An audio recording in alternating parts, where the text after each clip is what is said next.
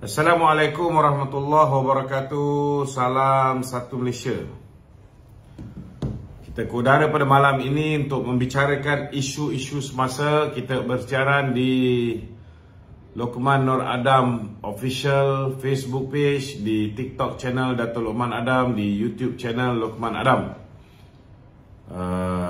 Kita punya Twitter masih lagi kena blok. Dan malam ni kita nak membincangkan tentang protes yang dianjurkan oleh geng-geng kecewa yang masih lagi tidak boleh move on. Perikatan Nasional hari ini mengumumkan, tuan-tuan, ada satu kempen. Saya tak tahulah ni puak sebelah mana satu yang nampaknya macam masih lagi tidak boleh menerima keputusan. Mereka telah melancarkan kempen gelombang hitam tidak percaya. Ini usaha mereka untuk mengadakan undi tidak percaya ke atas Datuk Seri Anwar Ibrahim sebagai Perdana Menteri Malaysia. Kempen ini akan berjalan daripada 19 hingga 20 hari bulan Disember ini. Dan mereka mengenakan baju warna hitam. DP ataupun profile picture mereka pun mereka tukar kepada warna hitam. Dan macam-macam lah mereka tukar pada warna hitam. Jadi kita wish Muhyiddin and the gang good luck. Semoga mereka punya apa yang dipanggil sebagai kempen ini boleh menabalkan Muhyiddin sebagai Perdana Menteri yang ke-11. Jadi untuk sahabat-sahabat yang berada di rumah, saya rasa tak perlu bimbang dengan kempen-kempen sebegini, kerana kerajaan perpaduan ini mempunyai 148 kerusi. Jadi ianya satu gandingan yang kuat, satu gandingan yang mantap.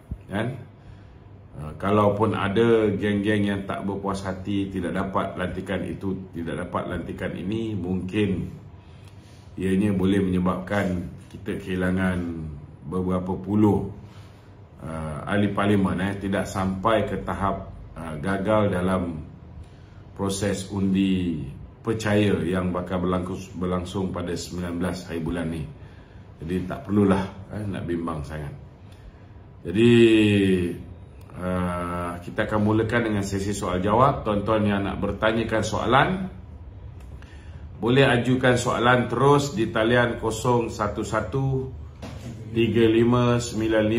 4044. Ini apabila Hafiz ni masukkan nombor telefon. Dah pin okey. 011 3595 4044. Kepada sahabat-sahabat yang nak add saya di grup WhatsApp, tolong gunakan nombor talian 0138387038. 0138387038. Itu hanya untuk grup WhatsApp. Kalau anda add saya dalam grup WhatsApp, tuan-tuan, grup WhatsApp rumah ke, keluarga ke, taman ke, sekolah ke, apa ke, setiap kali saya ada bahan-bahan kempen, saya akan hantar terus kepada grup WhatsApp, tuan-tuan. Bagi mereka yang nak hantar personal message kat saya, jangan hantar kat nombor ni. Saya hanya baca personal message di talian 012 332 0000. 012 332 0000. So kalau nak hantar benda yang betul-betul penting je, baru tuan-tuan hantar WhatsApp pada saya. Kalau terlalu banyak ni, lama-lama saya blok je lah. Lebih-lebih lagi kadang-kadang mesej-mesej yang tak berfaedah ni kan. Jadi kalau siapa yang hantar WhatsApp berjela-jela sampai saya tak boleh baca dan dia mengganggu masa untuk kita baca WhatsApp orang lain, minta maaf lah kalau saya terpaksa blok. Okey, silakan. Okey Dok, tentang pelantikan Timbalan Perdana Menteri. Timbalan Perdana Menteri. Perdana Menteri ada dua je. Timbalan Menteri. Okey. Jadi kita tengok 7 daripada ahli parlimen dari Sabah tu Ya. banyak dilantik sebagai timbalan menteri tu. Jadi apa Datuk nampak macam mana tu? Saya rasa kita kena faham bahawa kabinet kita kecil ni satu benda yang ialah nak buat macam mana. Sepatutnya kabinet ni lebih besar, tetapi kita dalam usaha untuk menjimatkan duit rakyat, bila parti yang kita tubuhkan ni bukan single party yang ruling the government, memang sewajarnya tidak boleh kabinet tu terlalu kecil. Sebab kita nak kena libatkan banyak kumpulan di dalam kerajaan perpaduan ni. Kita ada kerajaan, kita ada parti PKR, kita ada Amanah, kita ada DAP, kita ada UMNO, kita ada dalam tu kita ada MCA, kita ada MIC, kita ada KDM, kita ada GPS pun dalam tu ada banyak lagi. Ada APCO, ada PBB, ada macam-macam, ada GRS pun dalam tu ada lagi. Ada Perikatan Nasional pun ada, Bersatu pun ada. So Bebas pun ada, Warisan pun ada. Jadi sebenarnya bila kecilkan kerajaan ni memang susah, memang susah. Dan bila tubuh di peringkat menteri tu, kita lihat Perdana Menteri hanya boleh bagi jawatan menteri kepada mereka-mereka yang dia rasa perlu diberikan, Contoh macam UMNO dapat 6. Ada setengah-setengah yang parti dia ada 2 je menteri, 2 je kursi, tak dapat, ada setengah-setengah dapat, Jadi kita tak boleh nak memuaskan hati semua orang, sebab itu semua ialah sebahagian daripada jadi bila banyak kawan-kawan yang tak dapat, khususnya BN Sabah tak dapat dan sebagainya, maka kali ini bila melantik timbalan menteri, maka perlu diletak kawan-kawan di sebelah Sabah ni lebih, untuk menyeimbangkannya. Sama jugalah kalau kita lihat jawatan menteri pun tak banyak dapat dipegang oleh DAP, Jadi di dalam timbalan ni nampak ada sedikitlah kelebihan diberikan kepada mereka, sebab mereka tidak duduk dalam kabinet di peringkat menteri. So saya anggap kabinet ni cuba nak memuaskan hati banyak orang, tetapi sudah pasti mestilah banyak yang tidak puas hati, terutamanya mereka yang tidak dilantik menjadi menteri, mereka yang tidak dilantik menjadi timbalan menteri, Kalau nak buat semua orang jadi menteri, pun ada yang takkan berpuas hati, Kalau kata ada 222 kawasan parlimen ni yang membentuk kerajaan ni 148 orang.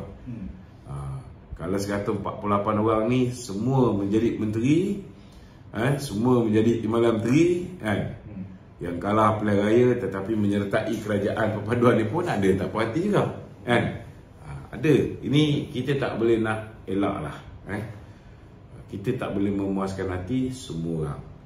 So kerajaan ni akan berhadapan dengan cabaran lah, Ini kita tak nafikan bahawa mereka akan berhadapan dengan cabaran. Cabaran yang pertama ialah pada 19 hari bulan ni, siapa yang dapat jawatan tapi masih tak puas hati, tak dapat jawatan yang lebih tinggi, ada juga, mereka juga mungkin boleh terlibat dalam usaha untuk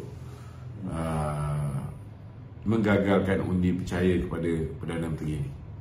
So inilah liku-liku hidup orang politik, Cuma nasihat saya kepada orang politik ni, jangan sampai rakyat ni menyampah dengan orang politik lah, Jadi berpada-pada lah, berpada-pada. Okey. Ada orang tanya tu, adakah kita punya MP ni ada yang telah ditawarkan jawatan, tetapi dia tak berkenan dengan jawatan tu, dia tolak tu, ada?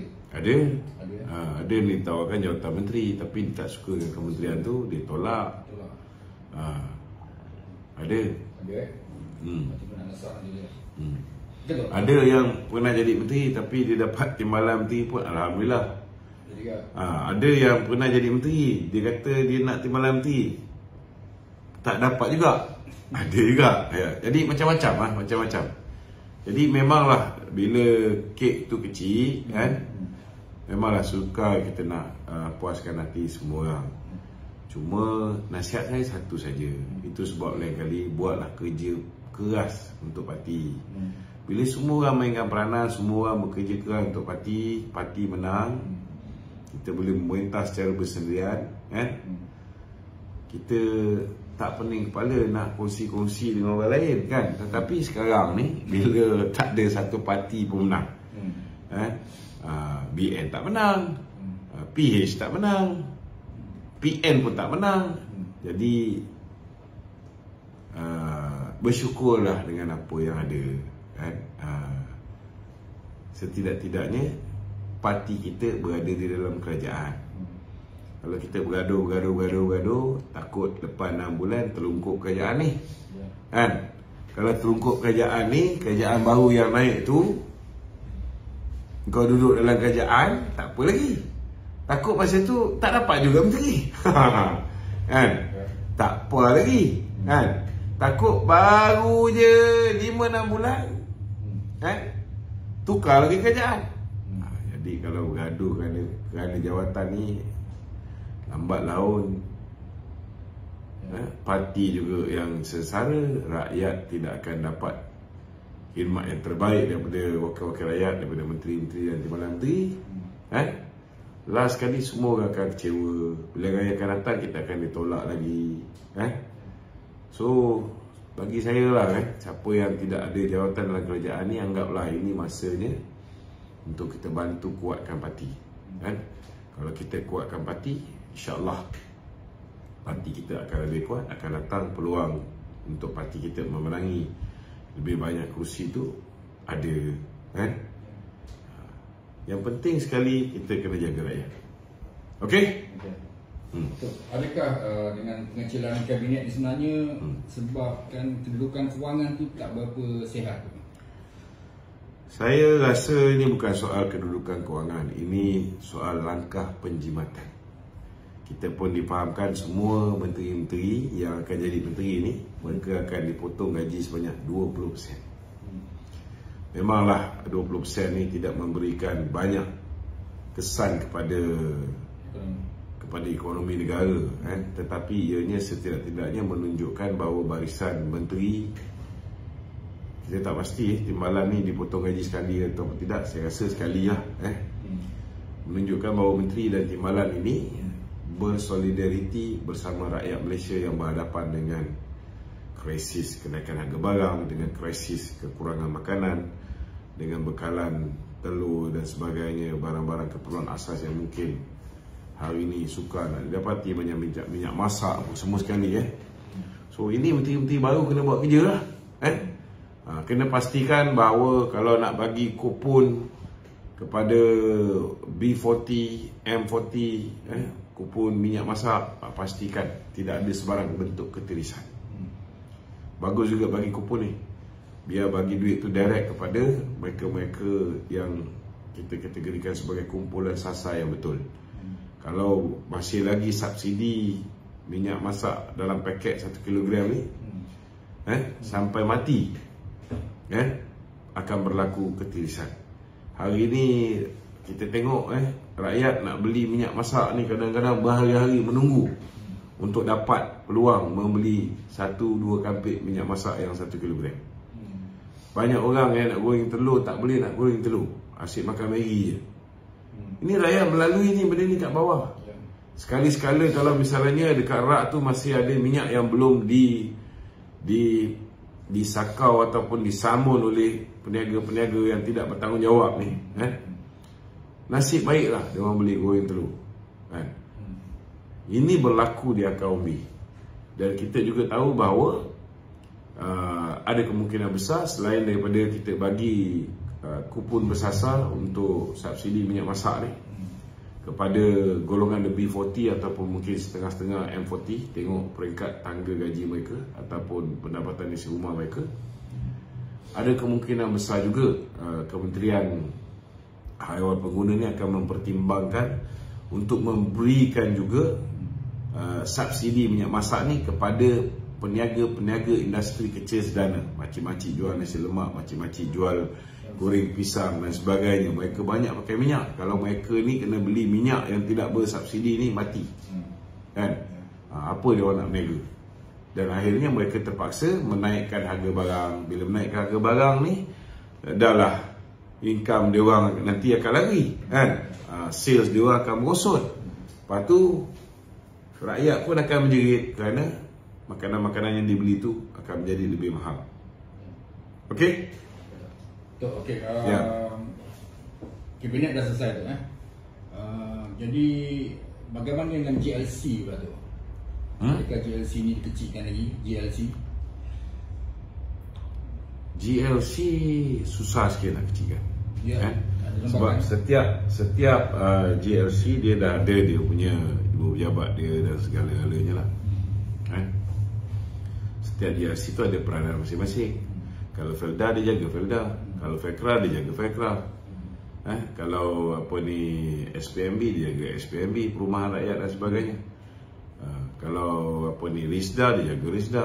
So dia bukan macam kementerian. Kementerian ni boleh disatukan. GLC ni tidak semudah itulah untuk dikecilkan GLC ni. Jadi saya yakin bahawa pengurusi-pengurusi GLC lantikan Muhyiddin, lantikan Datuk Seri Ismail Sabri, kemungkinan besar akan ditukar dengan kerajaan perpaduan. Sebab terlalu banyak orang yang tidak mendapat tempat dalam kerajaan di peringkat menteri, timbalan menteri, ada kemungkinan besar mereka akan mengisi jawatan GLC. Okey. Ada soalan lain?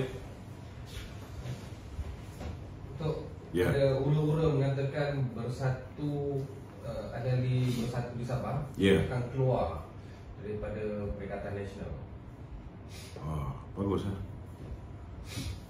ahli-ahli bersatu akan keluar daripada Perikatan Nasional di Sabah.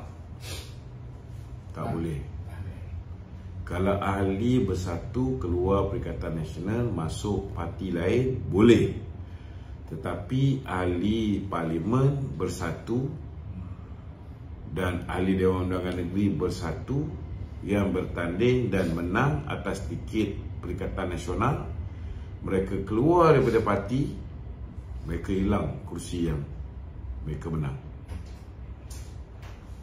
Sebab dia orang mengatakan dia ura-ura tu sebab dia bertanding bawah tiket JRS. Kalau mereka bertanding di bawah tiket GRS, mereka boleh menyertai parti yang ada di dalam GRS. Itu tak hilang kursi. Maknanya selagi dia lompat parti tu di dalam parti yang menggunakan lambang GRS, boleh lagi. Okey. Ada komen tentang pemecatan 3 orang, 1 ketua bahagian dan 2 ketua wanita. Komen saya, alhamdulillah, patut dah lama. Patutnya tindakan tegas itu kepada orang yang mengkhianat parti ni sudah lama diambil. Dan saya rasa banyak lagi geng-geng pengkhianat ni yang belum lagi kita ambil tindakan. Dan sewajarnya disegerakan. Kalau kita ambil tindakan tegas, satu kali jalan, orang maki kita sekali je. Tetapi setiap kali mesyuarat MT kita nak pecat, setiap kali mesyuarat MT kita nak pecat. So sepanjang masa setiap kali lepas mesyuarat MT, orang maki kita. Sebab ada setengah orang ni dia tak faham. Ada yang kata kenapa kena pecat Anwar Musa dan sebagainya. Dia tak tahu Anwar Musa ni daripada dulu lagi memang dia kalah bertanding timbalan presiden. Kemudian presiden angkat dia, jadikan dia Susah-Agung. Bila dia buat kenyataan yang bukan-bukan, last kali presiden terpaksa pindahkan dia jadi Susah-Agung BN. Bila dia punya kesetiaan sudah tidak lagi kepada UMNO, dia lebih kepada kesetiaan dia kepada Presiden Bersatu, last sekali terpaksa gugurkan dia sebagai Sussagung Barisan Nasional. Dan dia semenjak tu, dia bersuara semua bagi pihak Muhyiddin Yassin. Dan baru-baru ni pun kita lihat, walaupun kita dah melancarkan perang dengan parti Muhyiddin, kita lawan dengan parti Muhyiddin, dia masih lagi beritahu dengan rakyat, memberikan mesej yang salah kepada pengundi-pengundi kita, mengatakan bahawa yang sebenarnya nak bunuh BN ni bukan Bersatu. Sampaikan ke tahap dia beritahu bahawa Muhyiddin bagi duit berpuluh juta, dia masuk bilik Muhyiddin. Itu silap dia lah. Bila dia cerita dia masuk bilik Muhyiddin ada berpuluh juta, kalau Muhyiddin bagi dia berpuluh juta, maknanya dekat dalam tu ada ratus-ratus juta atau bilion. So kita harap Menteri Dalam Negeri dengan Timbalan Menteri Dalam Negeri, Datuk Seri Samsul Anwar Nasara yang baru je dilantik ni, kita harap segerakanlah kita melawat rumah Muhyiddin ni.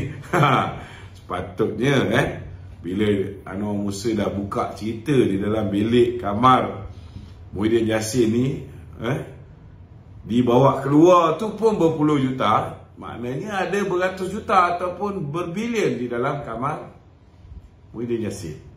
Sepatutnya dah ada orang pergi singgah lah. Sebab dulu bila kita kalah pilihan raya, perkara pertama yang dibuat oleh Menteri Dalam Negeri ketika itu dan Perdana Menteri Tun Dr. Mahathir ketika itu, Menteri Dalam Negeri ialah Muhyiddin Yassin, ialah menyelongkor rumah Datuk Seri Najib, rumah anak Datuk Seri Najib, sampai kasut cucu Datuk Seri Najib pun kena rembat juga. Lepas tu dia pergi geledah pula rumah Tok Puan Raha, bekas isteri Perdana Menteri yang kedua, mak kepada Datuk Seri Najib, sampai shilling dipecahkan.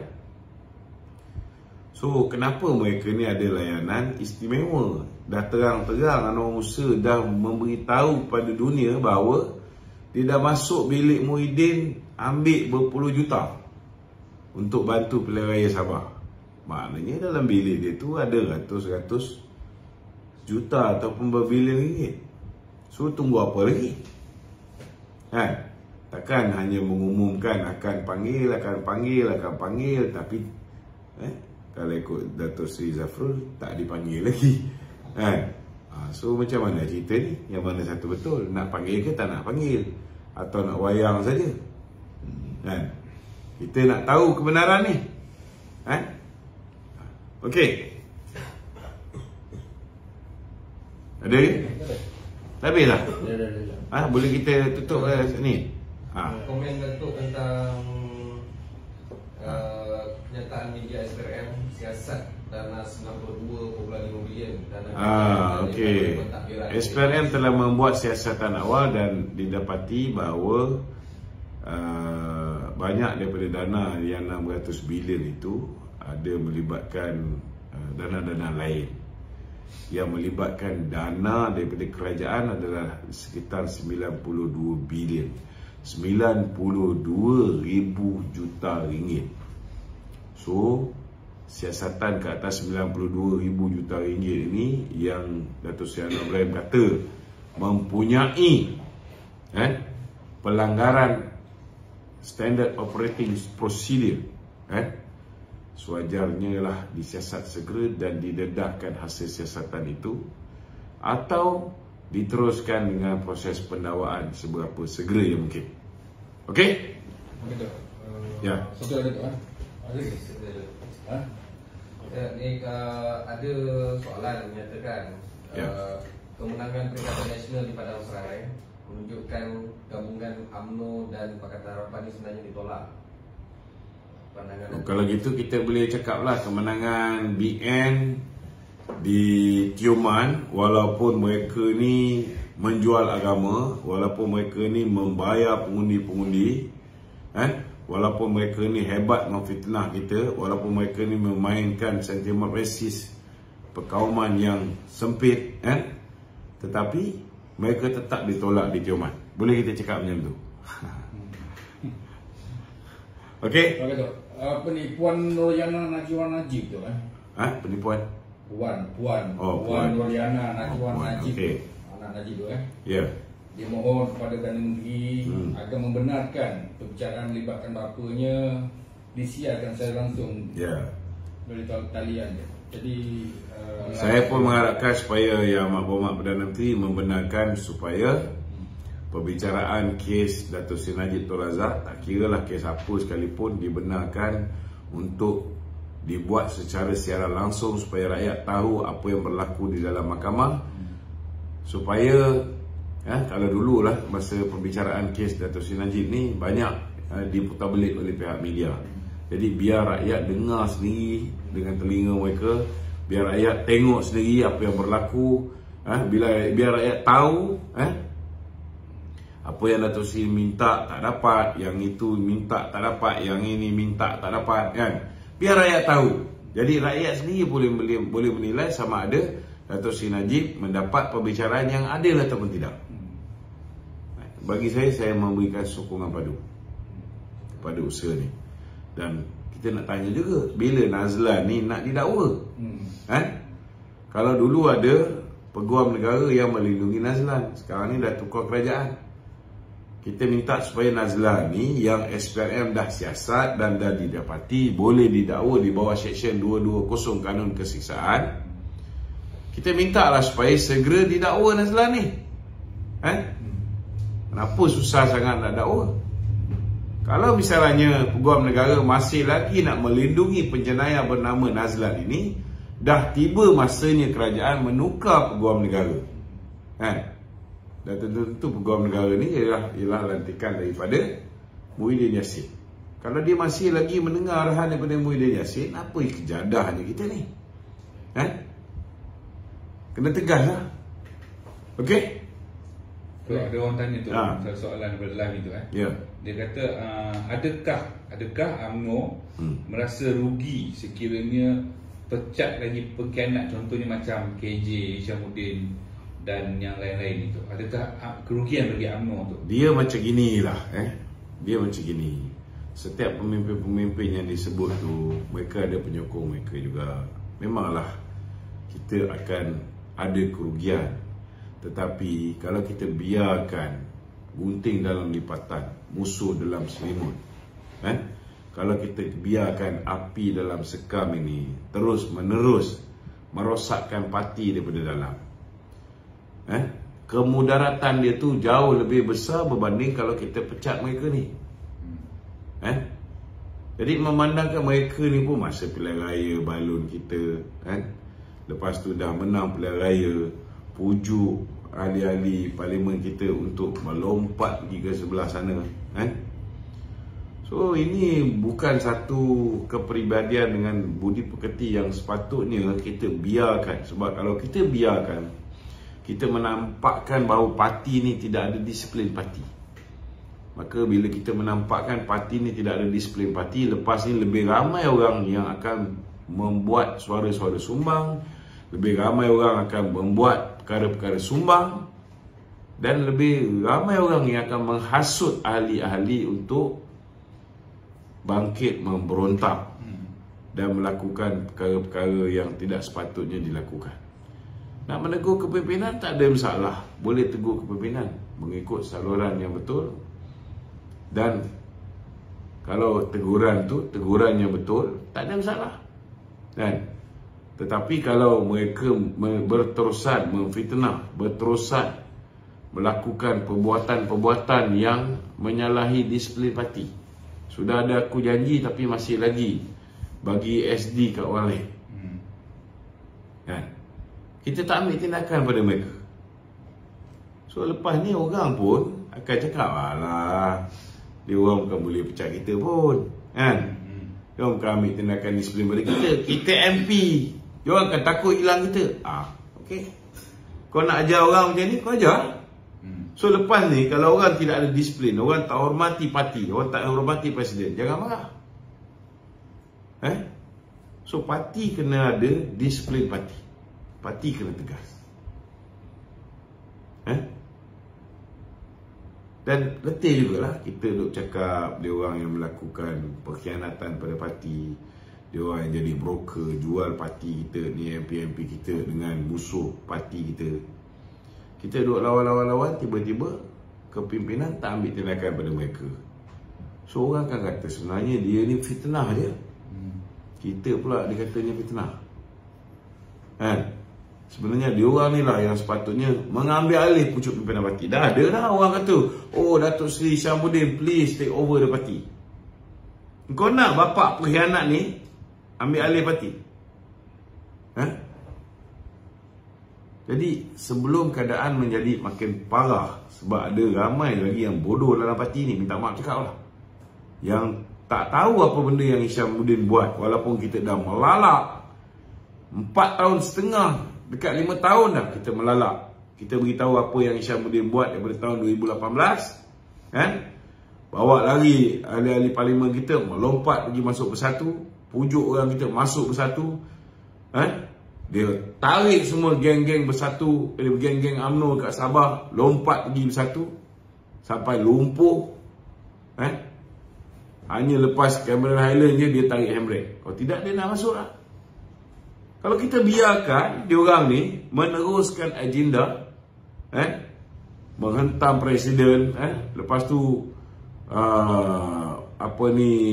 menyebar hatred ke atas kepimpinan parti, last kali they will be able to take over this party.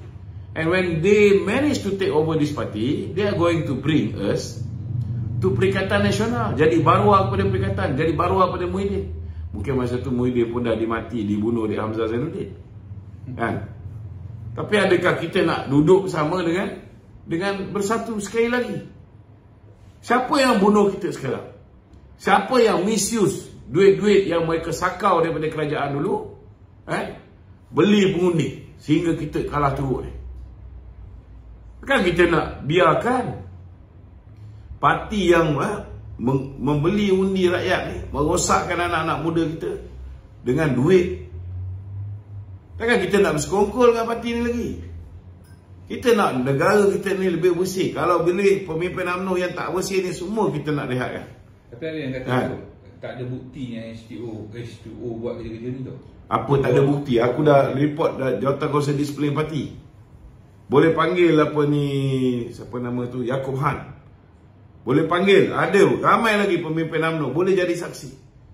Panggil balik kawan-kawan apa ni di Sabah tu. Hari ni dia orang pun macam nak masuk balik UMNO, kan? Dia orang nak keluar daripada Bersatu, dia orang nak maintain SGRS. So dia orang boleh jadi saksi. Apa lagi nak takut? Dia orang dah bersama kita sekarang. Anytime dia orang boleh bagi keterangan. Baru ni nak elak apa lagi? Sudah ada bukti yang jelas. Haji Adi cakap, kemudian ada ni calon Barisan Nasional apa ni Padang Serai, Perikatan Nasional Padang Serai, dia pun cakap lepas ni kawan-kawan kita Hishamuddin, KJ apa semua sekali akan buat kerja Tasyan Musa, untuk mengambil alih parti dan kemudian tarik parti kita ni bersama dengan Perikatan Nasional. Nak bukti apa lagi? Tak cukup lagi. Pengakuan Presiden PAS dah lebih daripada cukup. Takkan lebay menipu kot. Lebay mana pernah tipu? Kalau ikut bahasa dia orang, lebay mana pernah tipu. Okey? Okey dah, apa ni, adakah UMNO akan buat apa ni, mengubah fraksi semula tu? Maksudnya yang timbalan menteri, yang dah jadi timbalan menteri jawatan yang dalam UMNO ni macam mana tu? Dilepaskan ke ataupun dibawa sekali? Kita kena faham, kerajaan tu kerajaan. Parti tu parti. Siapa yang duduk dalam kerajaan tak semestinya dia duduk dalam parti. Siapa yang duduk dalam parti tak semestinya duduk dalam kerajaan. Apa yang pasti, within 6 months daripada tarikh 19 November, tarikh pilihan raya, maknanya paling maksimum parti kena buat party election sebelum 19 bulan Mei.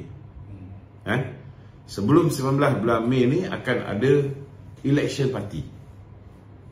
Bila ada election party, ahli-ahli parti berpeluang untuk menggantikan kepimpinan parti. So it's a democratic party. Siapa pun boleh menawarkan diri. Aku je tak boleh. Sebab aku ada kekangan. Tok, adakah patut dia dengar-dengar lepas diterima jadi ahli biasa ni 3 tahun tak boleh bertanding. Lepas cukup 3 tahun, lepas pilihan raya umum yang ke-16 nak bertanding MT pun tak boleh, kena bertanding JK bahagian dulu. Lepas bertanding JK bahagian, lepas pilihan raya umum yang ke-17 baru boleh bertanding MT. Maknanya kena tunggu 11 tahun. Tok, ada ura-ura yang mengatakan bahawa jawatan Presiden dan Timbalan tu nak dibuat usul untuk tidak dipertandingkan. Ini propaganda Tun Faisal. Itu propaganda Tun Faisal. Nak menunjukkan seolah-olah macam Dato' Zahid ni kuku besi, kan? Tidak akan mengizinkan pertandingan Presiden dan Timbalan Presiden. Belum ada perbincangan pun. Tak pernah ada perbincangan bila tarikh nak buat kita baru putuskan tunda Perhimpunan Agung UMNO 2022. Perhimpunan Agung UMNO 2022 pun akan buat Januari 2023. Lepas tu barulah fikir bila nak buat mesyuarat di peringkat cawangan tahun 2023. Barulah ada pemilihan di peringkat cawangan. Kemudian kena buat mesyuarat di peringkat bahagian dan sekaligus memilih ahli jawatan kuasa atau majlis kerja tertinggi di peringkat pusat dan ketua-ketua sayap dan juga ahli jawatan kuasa sayap-sayap di peringkat pusat. Sekali dalam mesyuarat UMNO di peringkat bahagian. Jauh begitu. Lambat dia tak lambat. Before 19 of May mesti selesai pemilihan di peringkat bahagian. Sebelum 19 Mei kena selesai pemilihan di peringkat bahagian. Sebab bila selesai pemilihan di peringkat bahagian, hari yang sama akan ada pemilihan di peringkat persekutuan, peringkat pusat, peringkat nasional. Okey? Ya. Ada lagi soalan lain? Ahli Parlimen PAS Syahid Sulaiman yang juga setiausaha politik Pulau Dua Jadi bagi tahu kerajaan kena tumpu untuk bekerja sekarang, jangan amal politik balas dendam. Dia macam ini. Kerajaan memanglah kena tumpu untuk buat kerja, kan? Kalau Menteri Ekonomi, kerja dia buat kerja untuk memulihkan ekonomi. Menteri Kewangan buat kerja untuk memulihkan kewangan negara, ekonomi negara, kan? Kesejahteraan rakyat. Fikirkan macam mana nak mengukuhkan kita punya foreign direct investment, macam mana nak naikkan balik nilai ringgit, macam mana nak buat macam-macam benda yang boleh menyebabkan negara ini pertumbuhan ekonomi dia akan kembali rancak dan kita boleh mengurangkan masalah pengangguran, menambahkan peluang pekerjaan. Ini semua sekali, semua menteri kena buat. Tapi Menteri Dalam Negeri, dia kena menjaga keselamatan negara, kan? Dia kena menjaga juga jangan ada penyelewengan, salah guna kuasa dan sebagainya. Kalau dah ada laporan-laporan dibuat ke atas mereka yang menyeleweng, ketika mereka memerintah, maka itu adalah sebahagian kerja yang perlu dibuat oleh seorang Menteri Dalam Negeri, contohnya, kan? Dan selepas ni akan ada Menteri Undang-Undang, dah ada, maka dia kena buat kerja undang-undang, menegakkan undang-undang, melaksanakan reformasi institusi perundangan, kan? Make sure jangan ada lagi orang yang melindungi penjenayah. Bukan maknanya ianya balas dendam, tidak. Sebab dulu penjenayah macam Azmin Ali dilindungi. Sekarang bila kita dah betul, kita dah reform institusi Jabatan Pegawai Negara, Jabatan Kehakiman dan SPRM dan sebagainya, polis dan sebagainya, penjenayah tidak lagi dilindungi. Jadi akan ada penjenayah yang sebelum ini terselamat akan dihadapkan ke muka pengadilan. Ini bukan soal balas dendam. Ini soal keadilan. Didakwa belum tentu seseorang itu bersalah. Kita tengok dalam kes Datuk Zahid, walaupun dia berhadapan dengan pendakwaan terpilih, Ketua Hakim Negara lantikan Mahathir, Ketua Peguam Negara lantikan Muhyiddin. Dia bebas juga di Mahkamah Tinggi Shah Alam. Betul tak? Maknanya tak semestinya bila berlakunya pendakwaan terpilih tu, seseorang tu pasti mati, pasti akan dijatuhkan hukuman. Tak semestinya. Kerana bukan semua manusia tu sama. Rambut mungkin sama hitam. Ada orang bila dia nampak tak adil, dia pun tahu sebagai seorang hakim, daripada 3 hakim, 2 akan pergi ke neraka. Sudah pasti dia tak nak jadi salah seorang daripada 2 orang tu. Dia kalau boleh nak jadi salah seorang daripada 3 tu yang masuk syurga. Jadi bukan semua hakim akan buat keputusan yang berat sebelah ataupun membebaskan orang yang bersalah ataupun menganiaya orang yang tak bersalah. Jadi selagi benda tu dapat kita kawal selia, dapat kita pastikan proses keadilan, semua orang akan dapat keadilan, tak kira lah orang ni orang apa pun, insyaAllah. InsyaAllah. Okey? Ada lagi? Tak ada. Settle? Selesai. Sini semua tak ada soalan lagi? Tak ada. Okey, kita minta tolong sharekan live kita pada malam ini supaya kita boleh memahamkan kawan-kawan kita yang tak ada. Bagi mereka yang ada grup WhatsApp nak add saya, tolong add nombor 013-838-7038. Jadi bila saya masuk dalam grup WhatsApp tuan-tuan,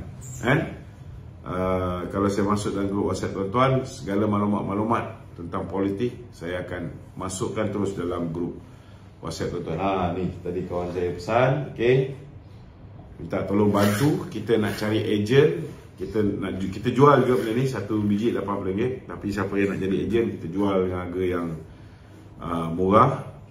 Tuan-tuan boleh jadi ejen dengan hanya RM2,800. Kita akan bekalkan Bobola Nano Clean. Nano Clean ni saudara, dia menggantikan dan dia menjimatkan. Tuan-tuan tak payah beli sabun basuh baju, tak payah beli apa dipanggil deterjen, tak payah beli softener, tak payah beli